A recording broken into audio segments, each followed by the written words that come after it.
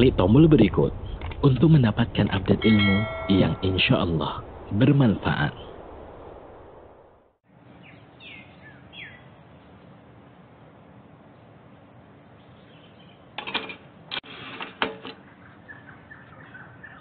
Samase, it's different. Assalamualaikum. Yang telah mengutus Rasulnya dengan petunjuk dan agama yang benar, agar Allah Jalla Jalaluh memenangkan agama ini di atas seluruh agama, meskipun orang-orang musyrik membenci hal itu. Allahumma salli wa sallim wa zid wa barik wa an'im ala abdika wa rasulika sayyidina wa maulana Muhammadin wa ala alihi wa ashabihi ajma'in. Ya Allah, semoga salawat, salam berkah dan nikmat senantiasa Engkau curahkan untuk hamba kekasih-Mu, untuk baginda Nabi kita Muhammad alaihi salatu wassalam, untuk keluarga beliau, untuk istri-istri beliau, untuk putra-putri beliau, dan untuk seluruh sahabat Nabi. Semoga Allah meridai kita bersama mereka. Amma ba'd. Setelah penaklukan kota Makkah, yang kita tahu bertahun-tahun penduduk Mekah menancapkan panji permusuhan kepada Islam. Mereka menjadi ujung tombak masyarakat-masyarakat Arab yang lainnya. Mereka menanti siapakah yang akan kalah dalam perseteruan yang terjadi antara kaum muslimin dengan kuffar Quraisy. Dan Allah memberikan kemenangan kepada umat Islam. Mulailah banyak kabilah-kabilah yang datang untuk mengutarakan Islam mereka. Tapi ternyata tidak semuanya. Ada daerah-daerah yang dekat dengan kota Mekah yang malahan mereka berusaha untuk mengumpulkan kekuatan menghancurkan umat Islam. Di antara mereka adalah Hawazin dan Thaqif yang ada di Taif. Kita lihat bagaimana Rasulullah SAW setelah dari kota Mekah, beliau meninggalkan Mekah untuk menyelesaikan urusan-urusan yang belum selesai. Nah, silakan dibaca.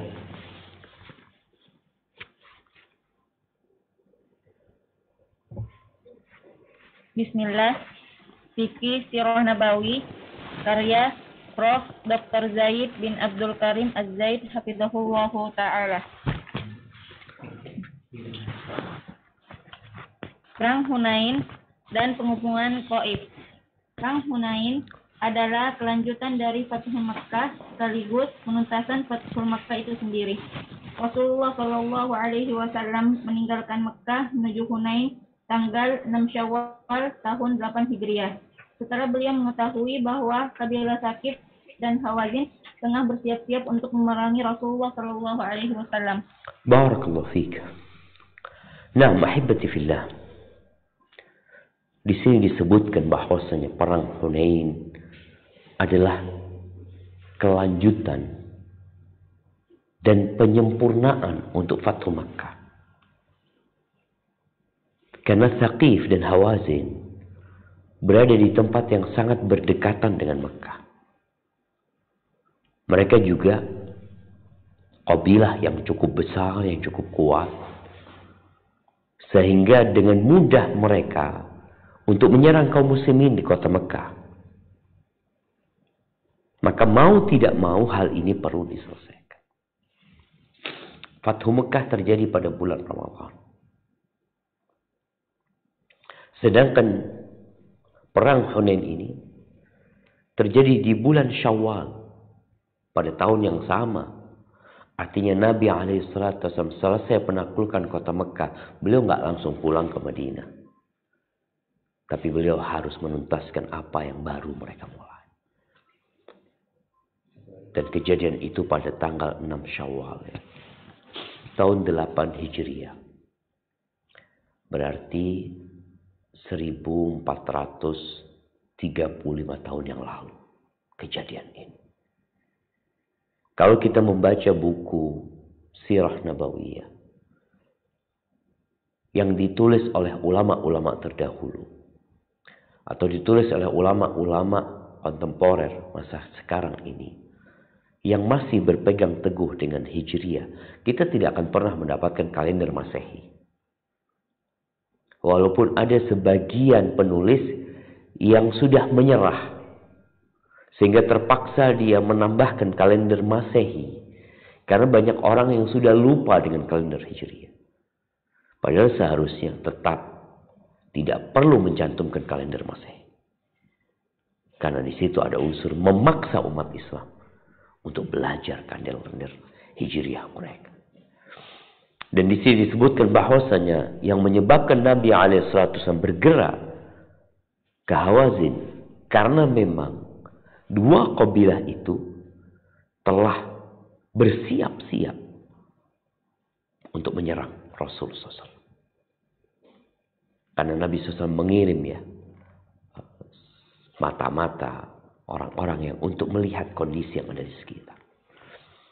Barakallahu fikum. Nah, tafadhal. Beliau mengangkat Attab bin Asid sebagai pemimpin Mekah dan meminjam sebanyak 100 buah baju perang. Afwan, ini Attab bin Usaid. Usaid ya. Attab bin Usaid. Nah. Beliau mengangkat Attab bin Usaid sebagai pemimpin Mekah dan meminjam sebanyak 100 buah baju perang serta senjata dari Sofwan bin Umayyah yang ketika itu dalam keadaan musyrik. Pasukan beliau berjumlah 10.000 prajurit ditambah 2.000 penduduk Mekah yang baru saja dibebaskan. Barakallahu fikum. Nah, Mekah sudah menjadi negeri Islam sehingga nggak ada lagi hijrah setelah Mekah menjadi salah satu bagian dari negeri Islam. Ketika Nabi hendak meninggalkan Mekah, Nabi menjadikan Attab bin Usaid sebagai gubernur, sebagai pemimpin yang mengurusin urusan kota Mekah. Di sini juga ada pelajaran penting bahwasanya ketidakhadiran pemimpin di sebuah tempat itu menyebabkan kekacauan. Maka Nabi menetapkan seorang yang memimpin di kota Mekah. Siapa? Attab bin Usaid. Lalu kita lihat bagaimana Nabi SAW meminjam 100 baju besi. Dari siapa? Dari Sofwan bin Umayyah. Sofwan bin Umayyah ini putranya Umayyah bin Khalaf yang terbunuh ketika perang Badar.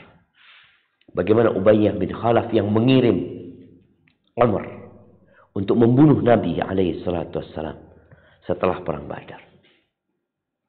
Nabi SAW tidak memaksa dia untuk masuk Islam. Nabi pinjam persenjataan dan baju perang. Ketika Nabi ambil, Sofwan mengatakan, "Aghasban ya Muhammad, apakah ini bentuk perampasan?" Kata Nabi, enggak. Bal ariyatun madmunah. Enggak, kita pinjam. Pinjaman yang dijamin akan dikembalikan seperti semula gitu. Ada garansi dari Nabi SAW buat mereka. Akhirnya Nabi membawa. Sofwan ikut. Bukan ikut perang karena dia ingin berperang ya. Tapi dia punya kepentingan. Berapa jumlah pasukan Rasul SAW? Tetap seperti pasukan yang berangkat bersama dari kota Mekah. 10.000. Namun ada tambahan. Siapa tambahannya? Penduduk Mekah. Ada berapa? 2.000 orang. Mereka dibebaskan. Sejatinya mereka adalah masyarakat yang menjadi tawanan. Yang ketika menjadi tawanan mereka dapat diperbudak. Ini tawanan perang. Tapi Nabi SAW membebaskan mereka. 2.000 orang ikut dalam peperangan itu dari penduduk Mekah. Nah, silahkan dilanjutkan. Ketika Hawazin mendengar Rasulullah Shallallahu Alaihi Wasallam berhasil mendudukkan Mekah, mereka bersatu menyusun kekuatan di bawah pemimpin Malik bin Auf An-Nasri. Pasukan yang ikut bergabung di dalamnya kabilah Saqif, Nasr, Jusham, Sa'ad bin Bakar, dan sebagian kecil dari Bani Hilal. Di antara tokoh dari kabilah Jusham adalah Duraid bin As-Sammah, orang tua yang sebenarnya tidak memiliki andil apa-apa, hanya saja yang diharapkan darinya adalah ide yang cemerlang dan pengalamannya dalam perang. Barakallahu fikum. Kita lihat ternyata Hawazin nggak main-main. Mereka mengetahui kekuatan Rasul sallallahu alaihi wasallam. Mereka juga memahami bahwasanya tidak mungkin mereka sendirian menghadapi Nabi SAW. Maka disinilah mengumpulkan kabilah-kabilah dari kaum musyrikin, dari Arab-Arab yang tinggal di padang pasir ya, untuk memerangi Nabi SAW. Siapa saja di sini disebutkan. Dari kabilah Saqif yang ada di Taif, kabilah Nasr, kabilahnya Malik bin Auf, kabilah Jusham, Sa'ad bin Bakar. Kemudian bagaimana di sini ada Duraid bin Sammah yang juga diharapkan kehadirannya. Dia sudah tua, artinya dia nggak bisa perang. Tapi karena orang itu orang yang pengalaman dalam perang, maka diharapkan paling tidak memberikan ide. Kalau orang musyrikin aja mengharapkan ide dari orang-orang yang berpengalaman, bagaimana dengan kita? Baik, apa yang terjadi kemudian? Tafadhal. Mereka menunjuk Malik bin Auf An-Nasr. Mereka menunjuk Malik bin Auf An-Nasri sebagai pemimpin mereka.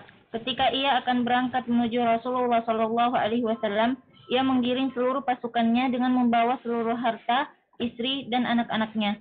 Ketika ia berada di lembah Autas, orang-orang pun berkumpul kepadanya. Di antaranya Duraid bin As-Sammah yang tengah berada di atas kendaraannya. Dan dia bertanya, di lembah apa sekarang kalian berada? Orang-orang menjawab, di lembah Autas. Duraid kembali berucap, lembah ini cukup cocok untuk kuda, tanahnya tidak keras dan kasar, dan tidak juga lembek terlalu datar. Namun, mengapa aku mendengar lenguhan unta, dengkikan keledai, tangisan bocah, dan embikan kambing? Orang-orang menjawab, Malik bin Auf memerintahkan kami untuk memboyong para wanita, anak-anak, dan harta benda. Duraid bertanya, di mana Malik? Kemudian Malik pun dipertemukan dengan Duraid. Lalu Duraid bertanya, wahai Malik, kamu telah menjadi pemimpin bagi kaummu. Hari ini adalah hari yang sangat penting. Mengapa aku mendengar lenguhan unta, dengkikan keledai, tangisan bocah, dan embikan kambing? Malik menjawab, aku sengaja memerintahkan semua orang untuk menyertakan harta, anak, dan istri-istri mereka. Duraid bertanya, untuk apa? Malik menjawab, aku ingin setiap orang berperang untuk melindungi harta, anak, dan istrinya. Duraid berkata, ini benar-benar sama dengan mengembala domba. Apakah orang yang dikalahkan dapat mengembalikan sesuatu? Ya, jika kamu menang. Jika tidak, kamu telah menimpakan bencana pada keluarga dan hartamu. Subhanallah jemaah. Ini kenapa Duraid bin Sammah dihadirkan? Karena memang dia orang yang berpengalaman. Duraid jadi bingung gitu loh. Ketika dia berada di lembah yang nyaman buat kuda, yang enak buat onta. Tapi kenapa ada keributan? Ada kambing yang mengembing. Ada keledai dengan suaranya. Juga ada anak-anak yang menangis. Ada apa? Karena biasanya kita tahu bahwasanya kuda atau jangan bicara kuda, binatang ya. Binatang itu lebih peka dengan kondisi lingkungan. Kalau ada sesuatu yang membahayakan, biasanya mereka akan mengeluarkan suara. Mereka akan tegang. Mereka akan berusaha untuk lari. Duraid bin Sammah heran ketika berada di lembah yang seharusnya tempat itu nyaman, tapi kok jadi gak nyaman. Maka dipanggillah Malik bin Auf An-Nasri. Subhanallah jemaah. Dialog yang dilakukan oleh Duraid ini benar-benar pelajaran buat kita. Dia tidak langsung mencela, dia tahu, kan dia dikasih tahu bahwasanya Malik bin Auf dia itu menggiring harta istri dan anak-anak mereka. Baik, dia dapat nih ilmu ini, dia sudah tahu. Tapi bagaimana dia berdialog dengan Malik ibn Auf An-Nasri?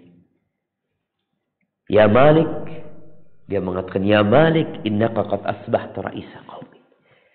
Wahai Malik, engkau ini sudah diangkat menjadi pemimpin bagi kaum. Dan hari ini hari yang sangat penting buat engkau. Kenapa aku mendengar ya onta bersuara, keledai pun seperti itu, anak-anak menangis. Aku lihat embikan kambing, ada apa ini?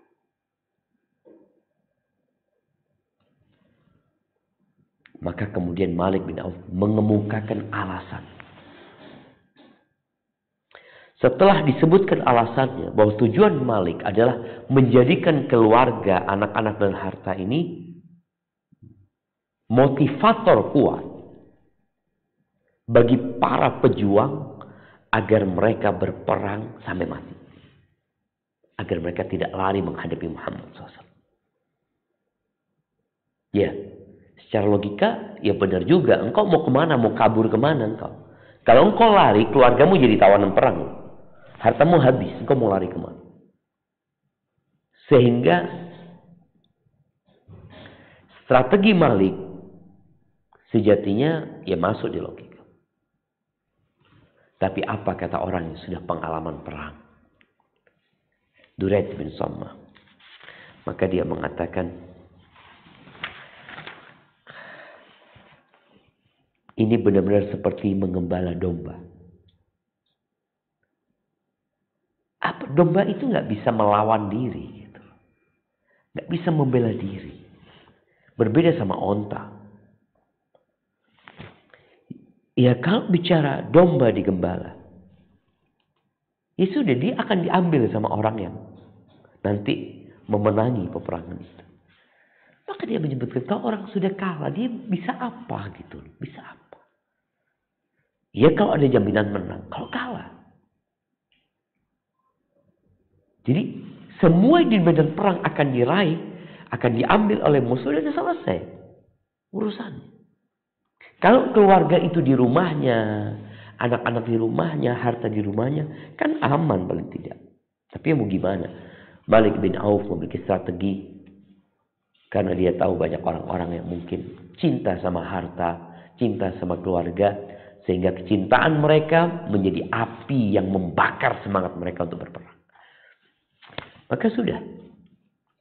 Karena yang jadi pemimpin adalah Auf bin Malik. Duraid hanya memberikan masukan. Baik, dilanjutkan. Jumlah pasukan Malik berjumlah 20.000 orang yang siap memerangi Rasulullah SAW. Malik telah menyebarkan mata-matanya, kemudian kembali membawa informasi. Malik bertanya, celaka kalian, ada apa dengan kalian? Mereka berkata, kami telah melihat prajurit dengan pakaiannya serba putih di atas kuda-kuda yang gagah. Demi Allah, kita tidak akan sanggup menghadapi mereka. Kemudian bagaimana pendapatmu? Malik tidak memberikan pendapat apa-apa. Barakallahu fikum. Baik. Di sini mata-mata Malik membuat sebuah laporan kepada Malik bin Auf. Apa laporan mereka? Mereka datang dalam kondisi ini nggak diterjemahkan ya. Waqad tafarraqat awsaluhum. Jadi urat mereka sudah habis gitu. Jadi datang dengan kondisi orang yang ketakutan. Mata-matanya itu balik dengan wajah yang berubah. Yang nampak rasa takut di wajah mereka. Urat-urat mereka udah putus akan. Maka di sini Malik berkata, wailakum. Dia mengatakan, celaka kalian, ada apa gitu loh. Ada apa? Maka kemudian mereka cerita. Kami telah melihat prajurit dengan pakaian serba putih di atas kuda-kuda yang gagah. Lalu mereka memberikan informasi lagi. Tidak akan sanggup menghadapi mereka. Terus, apa kata Malik?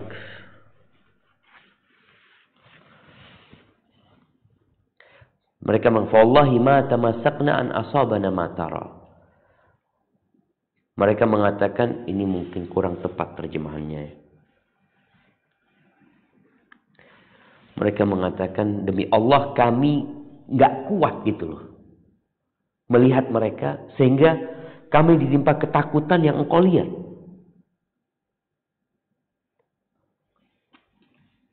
Fama raddahu dzalika an wajhihi wa qasdihi. Ini Malik tidak memberikan pendapat apa-apa. Ini mungkin kurang tepat terjemahannya. Tapi yang tepat itu, berita itu tidak mematahkan. Berita itu tidak mematahkan tujuan dan semangat dia untuk terus berperang. Artinya berita itu tidak menghalangi dia. Atau tidak dapat mengembosi dia dari tujuan dan maksud dia. Kan biasanya orang ketika dapat berita, dia mulai ngambil pertimbangan. Gimana nih? Lanjutkan apa tidak? Ini enggak. Malik bin Auf dapat informasi seperti itu. Informasi itu tidak menghalangi dia untuk melanjutkan tujuan. Artinya tetap seperti yang sudah direncanakan. Baik, dilanjutkan.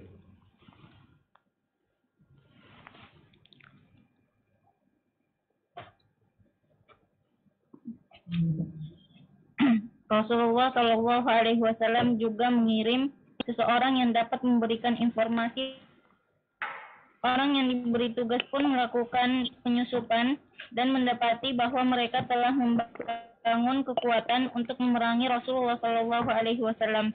Ia juga menyampaikan apa yang telah dilihatnya. Rasulullah Shallallahu Alaihi Wasallam tersenyum seraya berkata, Insya Allah besok akan menjadi ghanimah bagi kaum muslimin. Barakallahu fikum. Ahibati fillah. Al-harbu khud'ah. Perang itu strategi siasat. Maka bagaimana Nabi SAW mengirimkan seorang mata-mata juga.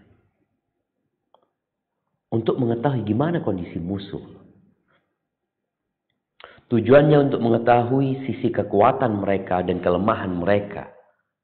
Sehingga itu menjadi informasi penting dalam menghadapi mereka.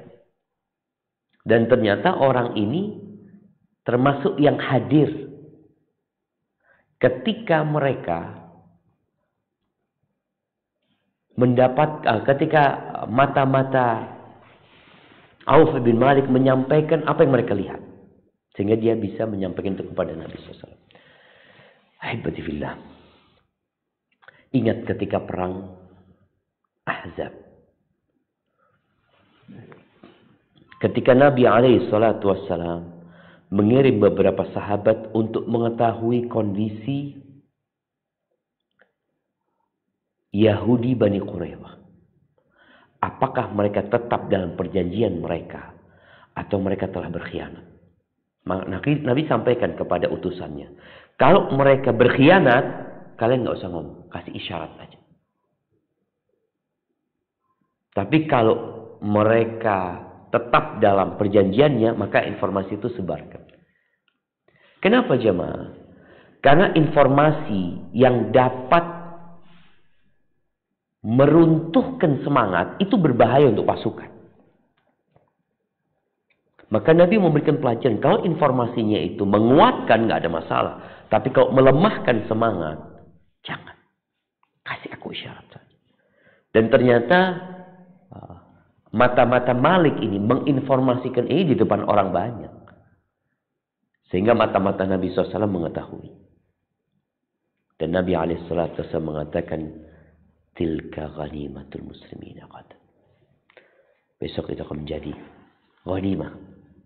Artinya ghanimah ini harta rampasan bagi umat Islam. Besok. Dan Nabi mengatakan, insya Allah. Baik, dilanjutkan.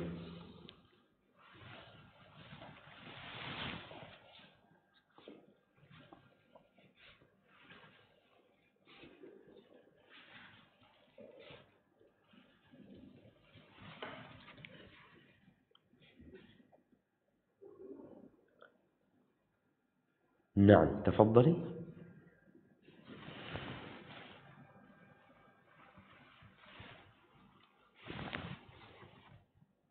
Di tengah perjalanan, kaum muslimin melintasi pohon milik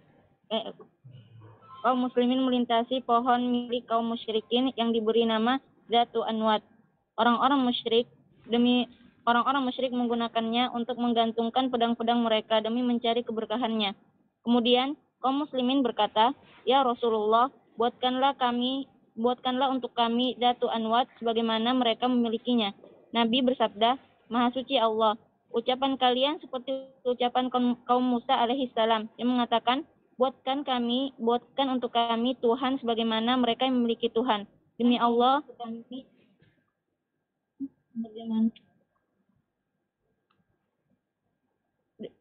kalian akan mengikuti tradisi orang-orang sebelum kalian." Barakallahu fikum. Ahibati fillah.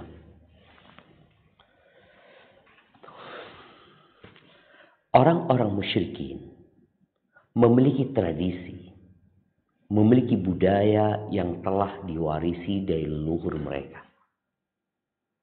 Budaya ini adalah hasil dari pikiran yang kemudian dilakukan lalu diwarisi dari generasi ke generasi menjadi budaya. Itu sumber dari budaya. Ternyata dari budaya mereka itu orang musyrikin itu memiliki pohon keramat. Pohon keramat. Jadi kita lihat sebagian umat Islam itu,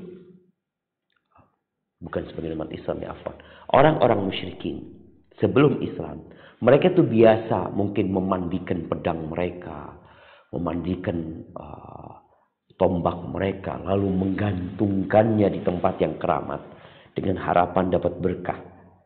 Itu tradisi dan budaya orang-orang musyrik. Mencari berkah kepada selain Allah Azza wa Jalla.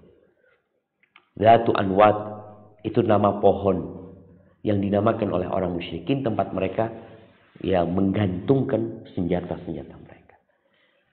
Karena ada 2000 orang yang baru masuk Islam. Ketika melihat hal itu, ini sekarang kita mau perang nih.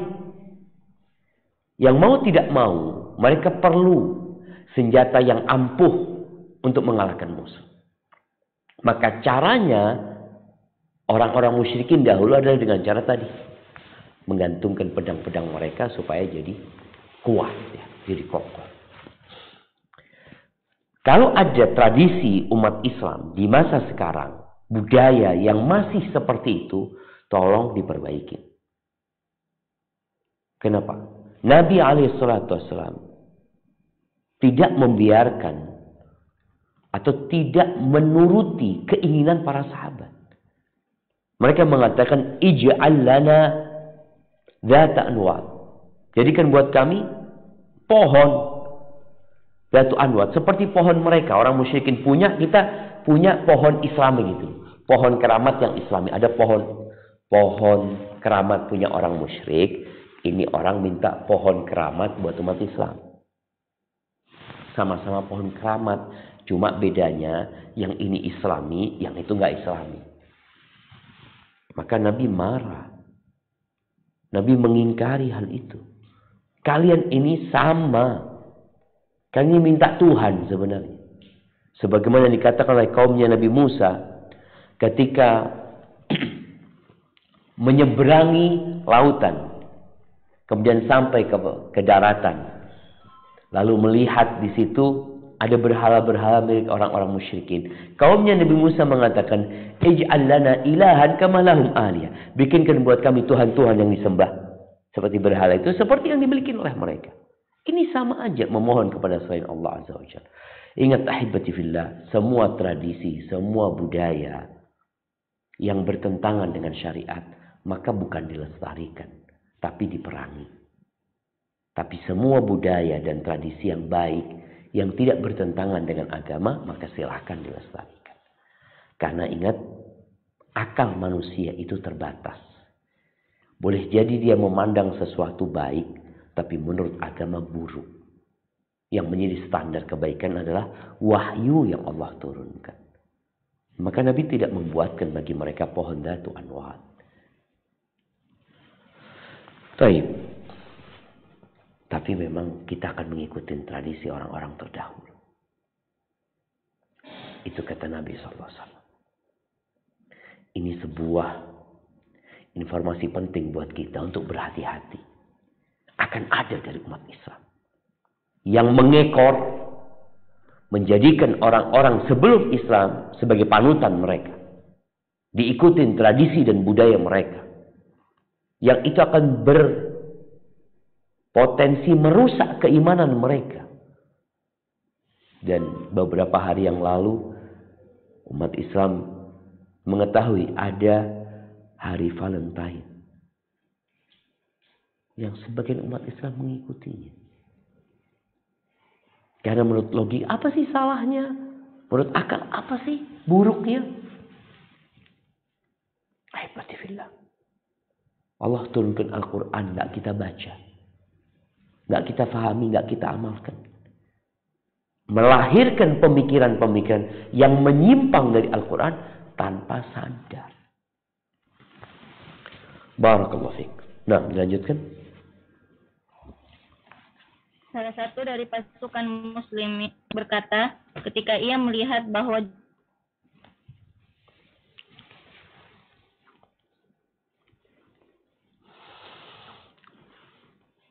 Sallallahu alaihi wasallam merasa susah. Kemudian Allah pun menurunkan wahyunya. A'udzu billahi minasyaitonir rajim. لقد نصركم الله في مواطن كثيرة ويوم هنين إذ أعجبتكم كثرتكم فلم تغن عنكم شيئا وضاقت عليكم الأرض بما رحبت ثم وليتم مدبرين ثم أنزل الله سكينته على رسوله وعلى المؤمنين وأنزل جنودا لم تروها وعذب الذين كفروا وذلك جزاء الكافرين. Sungguh Allah telah menolong kamu kaum mukminin di banyak medan perang, dan ingatlah perang Hunain ketika jumlahmu yang besar itu membanggakan kamu, tetapi jumlah yang banyak itu sama sekali tidak berguna bagimu, dan bumi yang luas itu terasa sempit bagimu. Kemudian kamu berbalik ke belakang dan lari tunggang langgang. Kemudian Allah menurunkan ketenangan kepada Rasul-Nya dan kepada orang-orang yang beriman. Dan dia menurunkan bala tentara, yaitu para malaikat yang tidak terlihat olehmu. Dan dia melimpahkan azab kepada orang-orang kafir. Itulah balasan bagi orang-orang yang kafir. Quran surat At-Taubah ayat 25-26. Barakallahu fiik. Ahibati fillah. Terkadang kita menganggap remeh kesalahan satu orang di dalam masyarakat. Tapi yang jadi masalah, kesalahan itu dapat berdampak kepada seluruh masyarakat. Maka kita diperintahkan untuk amar ma'ruf nahi munkar. Ketika ada omongan bahwa kita nggak akan dikalahkan karena jumlah kita sedikit, kita banyak jumlahnya. Ucapan ini muncul dari orang-orang yang lemah imannya. Mereka lupa bahwa semua kemenangan umat Islam itu karena Allah yang memberikan pertolongan. Bukan karena jumlah yang banyak, Bukan karena persenjataan yang lengkap, bukan karena strategi yang matang, bukan. Tapi Allah yang menolong. Maka setelah peperangan, Allah turunkan ayat ini.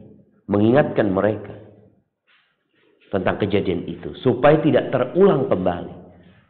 Dan terbukti gara-gara omongan itu, Allah menunjukkan kepada mereka bahwa jumlah yang banyak tidak berguna. Allah sebutkan id a'jabatkum kathratukum.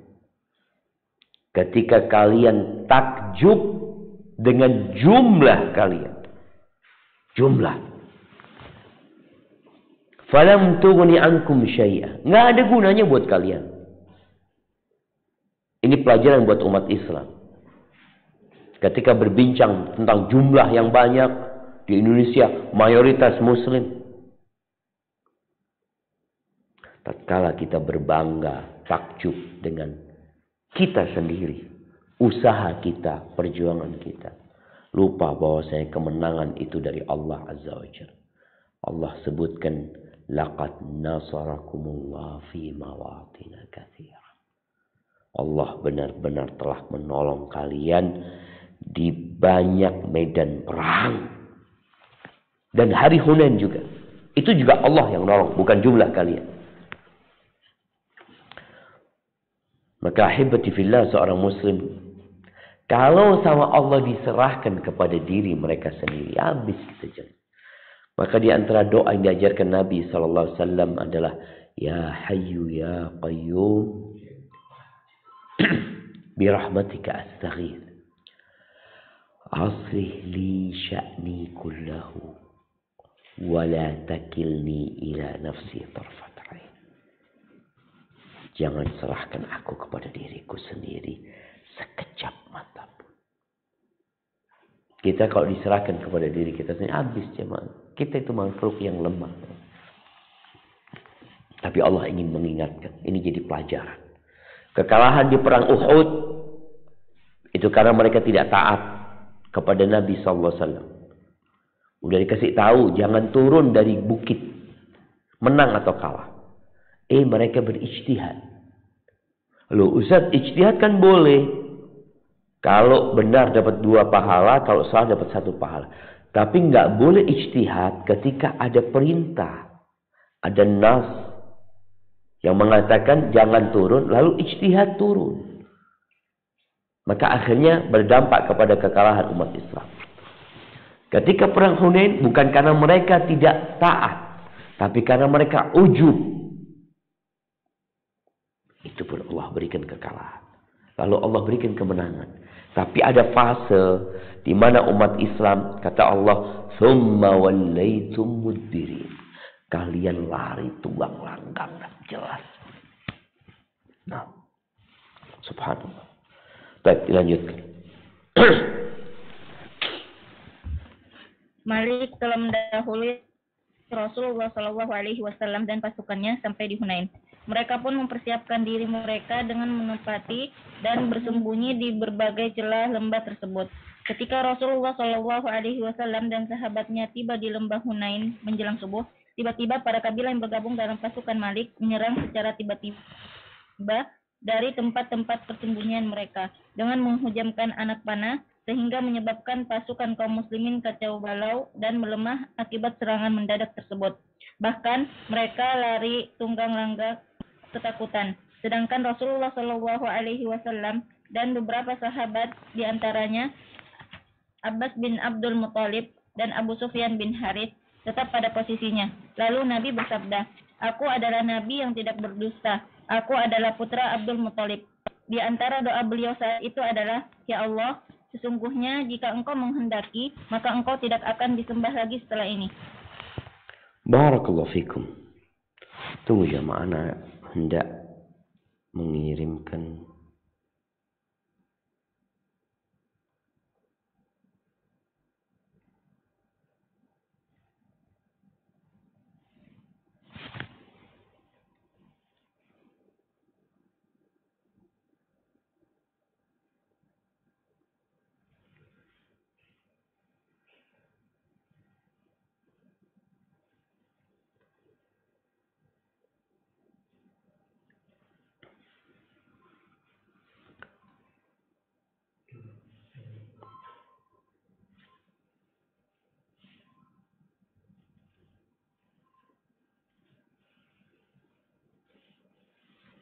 Baik, kepada Akh Zubair mungkin bisa ditampilkan ya bentar lagi.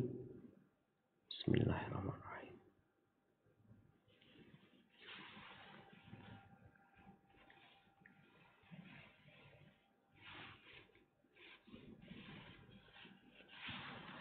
Baik, ahibati fillah.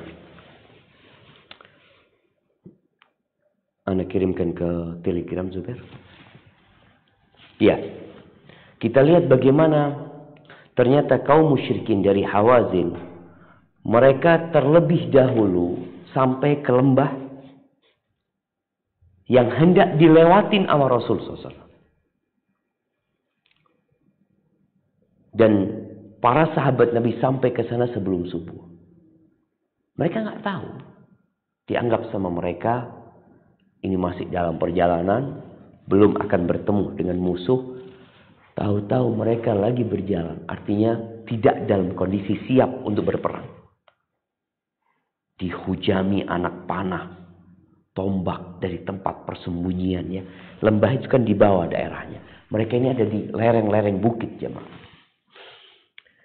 Kita lihat ya, ada Wadi Hunain yang berwarna coklat. Itu dari Mekah. Yang berwarna coklat di tengah ya di situ ya. Kejadiannya di situ. Itu dari Mekah, yang hijau itu umat Islam, yang merah itu kaum musyrikin. Baik. Itu Wadi Hunain. Baik, kita lanjutkan dahulu bagaimana ketika dihujami dengan panah. Ini yang berkaitan dengan ayat yang tadi kita baca. Umat Islam, pasukan umat Islam kacau balau. Mereka lari, padahal jumlah mereka 12.000.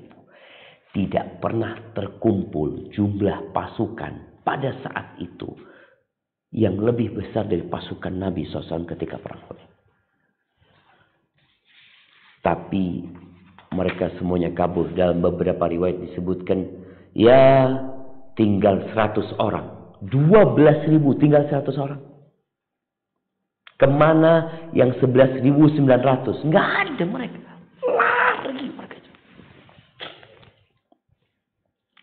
Di situ Nabi SAW kemudian mengangkat suaranya untuk menguatkan para sahabat dan meruntuhkan semangat kaum musyrikin. Oke, kalau ada yang kabur, tapi Nabi SAW mengatakan, Anan nabiyyu la kadzib, ana ibnu Abdul Muttalib. Beliau malah menunjukkan, ini loh, ada Nabi di sini. Mereka yang mau menyerang, oke, ada yang kabur, tapi aku tetap di sini. Untuk menunjukkan bagaimana Nabi SAW benar-benar ingin mendakwahkan agama ini kepada mereka. Ada riwayat Nabi berdoa seperti yang Nabi bacakan ketika perang Badar. Di mana, ya Allah, kalau engkau menghendaki, engkau tidak akan disembah lagi di tempat ini. Atau setelah ini, afwan. Kalau di sana Nabi SAW mengatakan, ya Allah, kalau kaum sahabatku ini binasa, engkau tidak akan lagi disembah di tempat ini. Ini menunjukkan semangat dan kesungguhan Nabi memohon kepada Allah Azza wa Jalla. Baik. Setelah itu apa yang terjadi? Hanya tinggal 100 orang. Yang lainnya kabur. Maka Nabi SAW mau tidak mau harus menyusun kembali pasukannya. Karena yang dihadapi jumlahnya 20.000 jemaah. Jumlah yang sangat besar. Lalu Nabi SAW menyuruh sahabat untuk kembali. Silakan dilanjut. Lalu Rasulullah SAW memerintahkan Abbas untuk memanggil, wahai orang-orang yang berbaiat di bawah pohon, wahai orang-orang yang memiliki surat Al-Baqarah. Kemudian kaum muslimin pun kembali ke arah suara, sedangkan mereka yang tidak bisa memalingkan untanya menuju sumber suara langsung turun sambil membawa pedang dan tombaknya menuju sumber suara, sehingga berkumpullah orang-orang dalam jumlah yang sangat besar di seputar Nabi yang siap untuk melawan musuh. Barakallahu fikum. Nah, ahibati fillah. Bagaimana Nabi alaihi salatu wasallam menyuruh Abbas, karena suaranya Abbas ini lantang. Abbas paman Nabi sallallahu alaihi wasallam. Ketika Bai'atul Aqabah, bai'at dengan orang-orang Ansar, Abbas yang jadi jubirnya Nabi SAW. Ketika perang Hunain, Abbas yang diperintahkan untuk memanggil. Nabi tidak memanggil mereka dengan nama ayyuhal muslimun, tapi memanggil mereka dengan keistimewaan sebagian mereka di antara yang lainnya. Nabi menyuruh memanggil dengan ya ashab syajarah. Wahai orang-orang yang bai'at Hudaybiyah, bai'atur Ridwan, kemana kalian? Ya ashab suratil Baqarah, ini orang-orang yang hafal surat Al-Baqarah, mana engkau? Mana Qur'anmu? Gitu. Kemudian kaum muslimin pun kembali jamaah menuju ke arah suara tersebut. Yang namanya onta itu kadang-kadang kalau sudah kabur, disuruh balik susah. Karena ikut kabur jemaah. Apa yang dilakukan oleh sebagian sahabat? Yang tidak bisa memalingkan untanya, maka dia turun dari ontanya. Loncat dari ontanya, bawa pedang, dia lari. Menuju ke suara. Jadi yang awalnya ketakutan itu membuat mereka lari. Akhirnya membuat mereka kembali bersemangat. Bahkan tanpa onta yang mereka tunggangi. Mereka menuju kepada Nabi SAW. Akhirnya berkumpullah jumlah yang cukup besar. Walaupun ada sebagian yang kabur gak balik.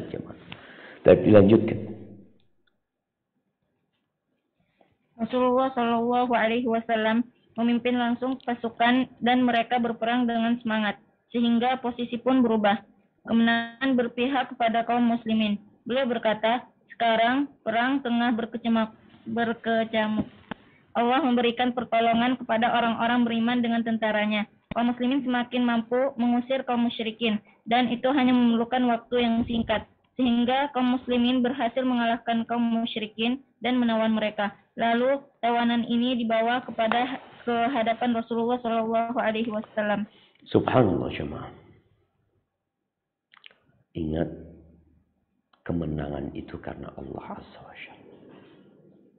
Bukan karena jumlah. Makanya Allah yang menurunkan ketenangannya di diri Nabi SAW, di hati umat Islam. Allah. Sehingga tidak butuh waktu lama. Kita lihat peta tadi, mungkin bisa ditunjukkan kembali. Bagaimana peta peperangannya. Umat Islam yang mengalami kekalahan di awal. Tapi kemudian Allah memberikan kemenangan kepada mereka dalam waktu yang singkat. Karena Allah kalau menginginkan kemenangan, iyansurkumullah fala ghaliba lakum. Kalau Allah memenangkan kalian, gak ada yang bisa mengalahkan kalian. Gak ada. Wa iyakhdzulkum. Tapi kalau Allah meninggalkan kalian, siapa? Kalian minta tolong dengan siapa? Barakallahu fikum. Baik, dilanjutkan.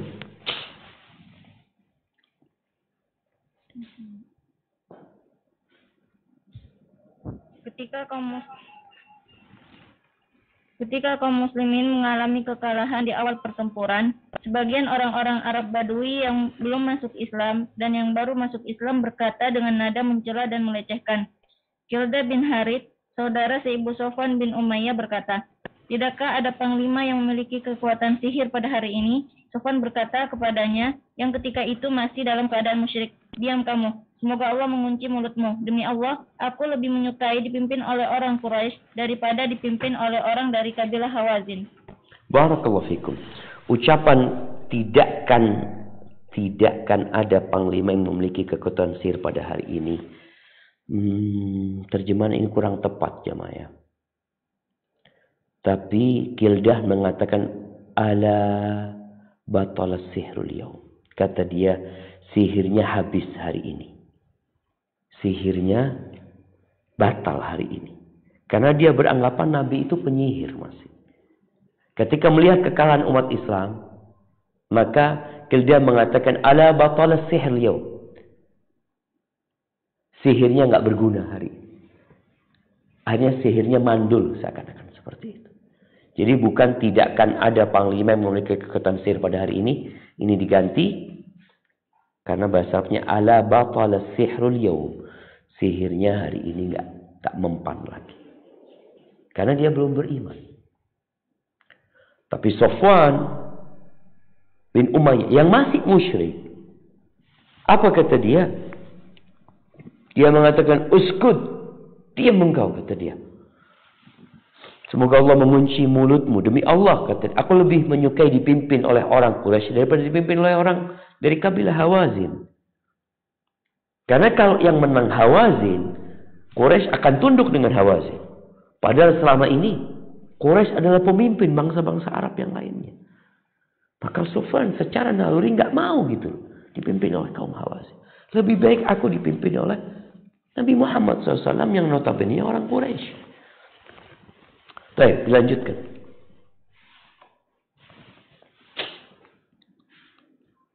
Seseorang melintas di depan Safwan sambil berkata, berbahagialah dengan kekalahan Muhammad dan sahabat-sahabatnya. Demi Allah, mereka tidak pernah bisa memaksaku selama-lamanya. Safwan menghardiknya, kamu mengembirakan aku dengan kemenangan orang Badui. Barakallahu fikum. Nah, ini sepertinya ada yang perlu diperbaiki terjemahannya. Mereka tidak pernah bisa memaksaku selama-lamanya. Bahasa Arabnya itu, Fawallahi la yajburunaha abada. Mereka tidak akan pernah menambalnya selama-lamanya. yakni menambal kekalahan ini selama-lamanya. Jadi mungkin penerjemahnya la yujbirunaha, tapi yang betul la yajburunaha, yakni tidak bisa menambal kekalahan itu selama-lamanya. Safwan juga marah. Ini Safwan nanti masuk Islam, jemaah. Artinya Safwan, dia memang ikut perang bersama kaum muslimin walaupun dia belum masuk Islam. Dan di dalam pasukan ada orang-orang yang tadi yang ikut perang baru masuk Islam atau masih dalam kesyirikan mereka. Memberikan kabar gembira kepada Safwan yang sebenarnya itu kabar buruk buat Safwan, dengan mengatakan tubashiruni bi dhuhuril a'rab, engkau memberikan kabar gembira, kamu mengembirakan aku, yakni kamu memberikan kabar gembira kepadaku dengan kemenangan Arab Badui. Ini bukan kabar gembira gitu. Barakallahu fikum. Nah, dilanjutkan. Rasulullah Shallallahu Alaihi Wasallam tidak marah kepada orang-orang yang lari. Bahkan ketika Ummu Sulaim al-Ansariyah mengusulkan kepadanya, bunuh saja orang-orang yang telah dibebaskan karena mereka lari dari medan perang. Rasulullah Shallallahu Alaihi Wasallam menjawab, Allah telah mencukupi mereka dan telah berbuat baik. Barakallahu fikum. Nah, mungkin kata merekanya dihapus ya. Allah telah mencukupi dan Allah telah berbuat baik. Artinya nggak perlu kita membunuh mereka. Ini usulan Ummu Sulaim. Karena kita tahu di antara salah satu dosa besar itu adalah al-firaru yaumaz zahf. Kabur dari medan perang. Itu salah satu dosa besar. Tapi Nabi SAW, bayangkan Nabi SAW ketika masuk kota Mekah, orang-orang yang selama ini menyakiti Nabi SAW, mengganggu beliau, itu dimaafkan. Ketika perang Hunain, yang kabur siapa? Banyak mereka yang kabur nggak balik. Itu pun Nabi memaafkan mereka. Ini sebagai bukti kasih sayang Nabi SAW, bahwa beliau menginginkan kebaikan buat mereka. Tidak ada dari diri beliau ingin melampiaskan dendam kepada mereka. Nabi ingin semua orang itu masuk Islam. Barakallahu fikum. Baik. Dilanjutkan. Rasulullah Shallallahu Alaihi Wasallam memerintahkan untuk mengejar pasukan musuh yang lari dan boleh mengambil barang yang ada pada orang musyrik yang dibunuhnya. Ketika ia melihat seorang wanita terbunuh, maka beliau melarang untuk membunuh para wanita dan anak-anak. Barakallahu fikum. Ahibati fillah. Umat Islam ketika berperang, ada kode etik peperangan. Sebelum PBB membuat kode etik itu, sebelum lahir kode etik peperangan yang dibuat oleh manusia, 1433 tahun yang lalu atau 35 tahun yang lalu. Nah, kode etik itu sudah dibuat dalam Islam. Gak boleh membunuh perempuan, gak boleh membunuh anak-anak. Sekarang orang ketika melemparkan rudal, itu mereka bunuh satu kampung. Bayi pun mereka bunuh. Islam mengajarkan gak boleh gitu loh. Kecuali kondisi darurat lain lagi. Nabi memang membolehkan bagi mereka untuk mengejar pasukan musuh yang kabur. Dan yang mati di antara mereka, harta rampasannya boleh dimiliki. Tapi ketika melihat ada wanita yang dibunuh, oh ini ada yang salah paham ini. Maka Nabi memberikan penjelasan. Orang-orang yang tidak boleh dibunuh dalam kondisi perang pun gak dibunuh.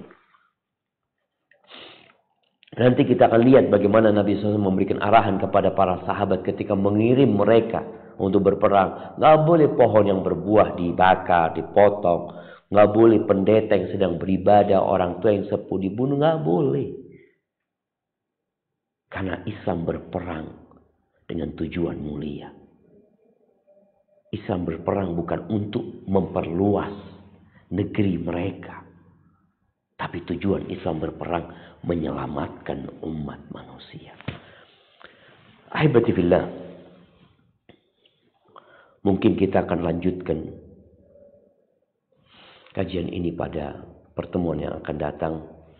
Semoga Allah Azza wa Jalla memberikan kekuatan kepada kita untuk mengkaji perjalanan hidup Nabi SAW. Ingat, kita perlu membaca, mengulangi bacaan kita. Sampai kita benar-benar hafal dengan sejarah ini. Pesan cicit Rasulullah SAW.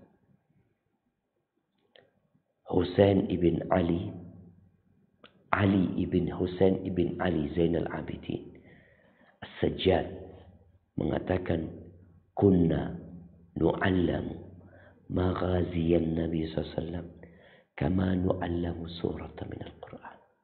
Kita diajarin sejarah peperangan Nabi SAW seperti diajarin satu surat dari Al-Quran. Karena di sini ada pelajaran dunia dan akhirat. Hari ini mungkin tidak ada sesi tanya jawab karena satu dan lain hal. Semoga Allah Azza wa Jalla mempertemukan kita pada pertemuan yang akan datang dalam kondisi fi sihatin wa afiyah. Dan semoga Allah Jalla Jalla mengangkat bala dari negeri kita. Dan Allah menyembuhkan mardana wa mardal muslimin, yang sakit di antara kita dan yang sakit di antara umat Islam. Sampai berjumpa kembali. Subhanakallahumma wa bihamdika asyhadu an la ilaha illa anta astaghfiruka wa atubu ilaik. Wassalamualaikum warahmatullahi wabarakatuh.